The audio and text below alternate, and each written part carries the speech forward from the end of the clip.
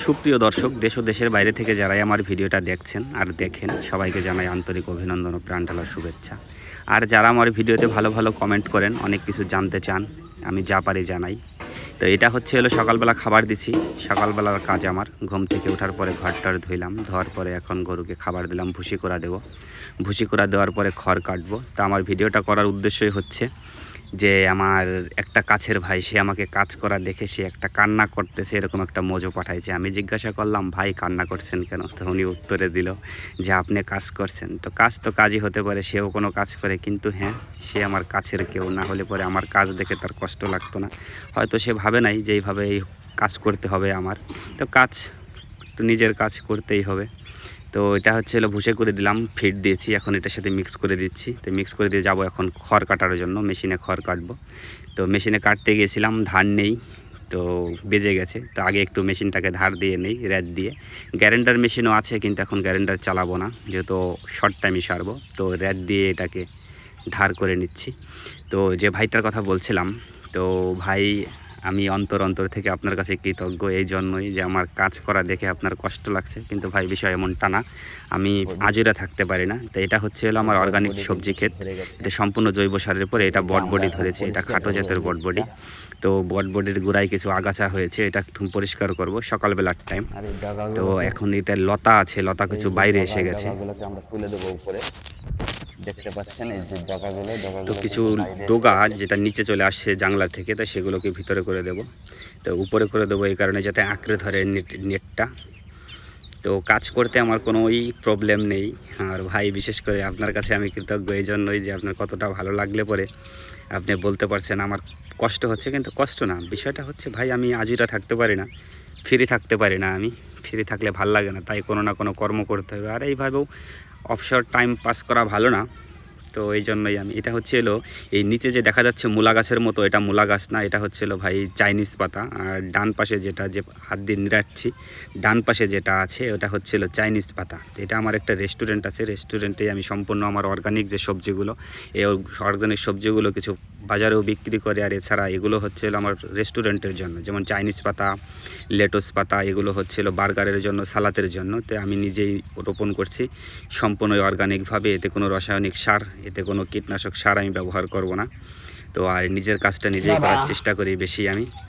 তো এটা সকালবেলার কাম। এরপরে এখন চলে আসছে আমরা পুকুর বাড়িতে। সাথে আছে আমার এক ভাই, যে উনি আমার ফার্মের কাজ করছে, সাথে সাথে আমার সহযোগিতা করে, সবজি দেখাশোনা উনি করে।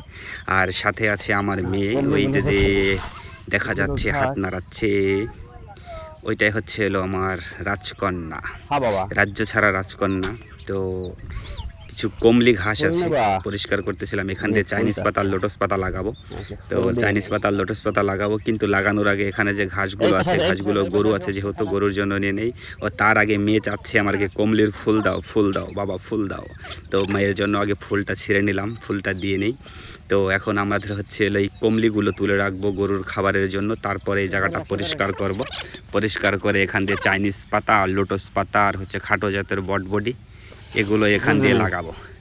তো যে কথা বলছিলাম, সকাল থেকে রাত, রাত থেকে সন্ধ্যা, ভিডিওটা কাটবেন না, সাথেই থাকুন, দেখেন একই ভিডিওর মধ্যে আমার সম্পূর্ণই কাজ, কি করি আমি, কি করা সম্ভব। একটা মানুষের তার আলস না হইলে কি করা যায়, আলস হইলে কি করা যায়, আর কাজ করলে কি হয়। ও সব থেকে আরেকটা ইম্পর্টেন্ট কথা যেটা জিজ্ঞাসা করতে চাচ্ছিলাম ভিউয়ার্সদের কাছে, যারাই আপনারা দেখছেন ভিডিওটা, বলেন তো কাজ করলে কি হয় আর না করলে কি হয়? বাবা, তো কাজ করলে কি হয় বলুন, একটু ভেবে বলুন, ভেবে বলুন। এই হচ্ছে আমার রাজকন্যা, রাজ্যবিহীন রাজকন্যা।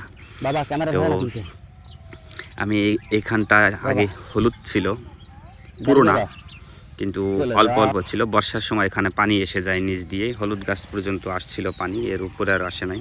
তো এটা গ্যাস প্লান্ট, গ্যাস প্লান্টে পানি দেওয়া হচ্ছে, গোবরটা ছেড়ে দিয়েছে এইমাত্র।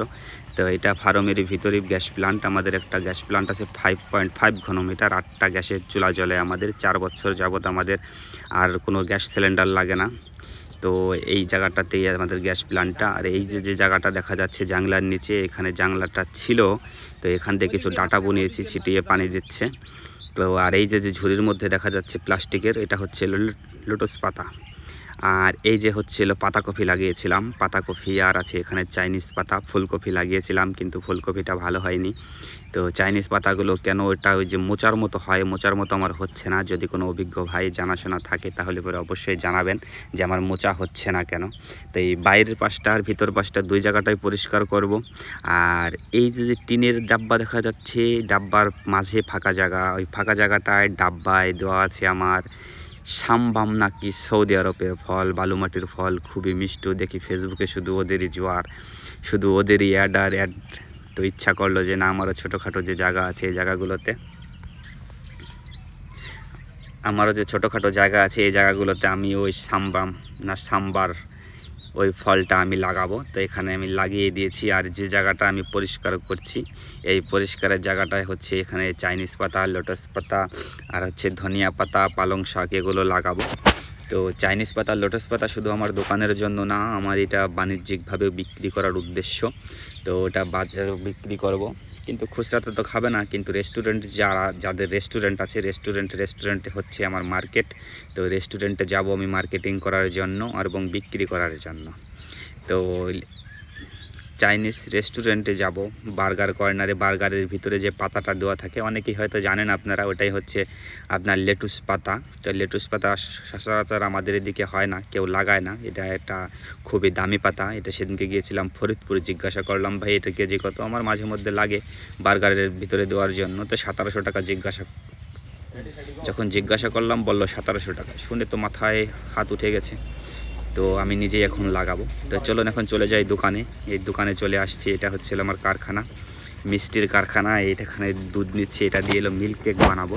তো এখানটায় দুধটা এই যে লাকড়ির চুলায় লাকড়ির চুলাটায় অনেক সময় জ্বালাইতে যখন এখানে 50% এসে যাবে, তো 50% এসে গেলে পরে সামনে নিয়ে যাব আমরা গ্যাসের চুলায়, যাতে আগুনটা নিয়ন্ত্রণ করা যায়। কিন্তু এখানে দেখতে পাচ্ছেন যেভাবে আগুন জ্বলছে, এইভাবে কিন্তু পারফেক্টভাবে বানানো সম্ভব হবে না, কড়াইয়ের সাইডটা পুড়ে যাবে। তো এই জন্যই দুধটা এখান থেকে একটু জ্বালিয়ে গাঢ় করে নেব।